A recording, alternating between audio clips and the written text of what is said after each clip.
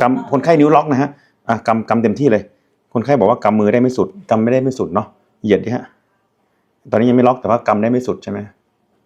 กำเต็มที่เลยนะที่นี่2 ครั้งได้อยู่อันนี้2 นิ้วนี่ไม่ได้นะโอเคนะ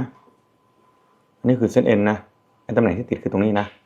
เนี่ยเดี๋ยวเราจะเอาเข็มเข้าไปตัดพังผืดอยู่ตรงนี้นะไอ้นิ้วนี้คือตรงนี้ทำแล้วก็เม็ดดำๆเนี่ยเป็นน้ำแล้วมันเป็นปลอกของเอ็นที่มันอักเสบหนาตัวขึ้นมาเดี๋ยวที่เราจะทำเนี่ยคือฉีดยาเสร็จแล้วไปตัดพังผืดตรงนี้เลยนะนี่นะค่อยๆเดินยานะเห็นไหมตรงนี้นะที่ยาเข้าไปตรงนี้ที่มันเป็นพังผืดอยู่ตรงนี้เลยตรงนี้นะ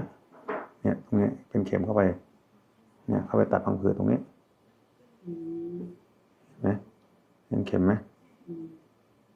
เนี่ยที่ว่าตัดพังผืดคือตรงนี้ไม่ต้องไปใช้มีดตัดใช้เข็มเห็นไหมตรงนี้ไงที่มันมีปัญหานี่ปกติไม่ใช่ยาชาใช่ไหม错这个医生当打了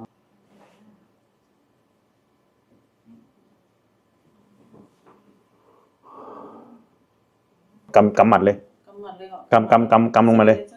กำเลยลงเรียงเดี๋ยวอันนั้นยัง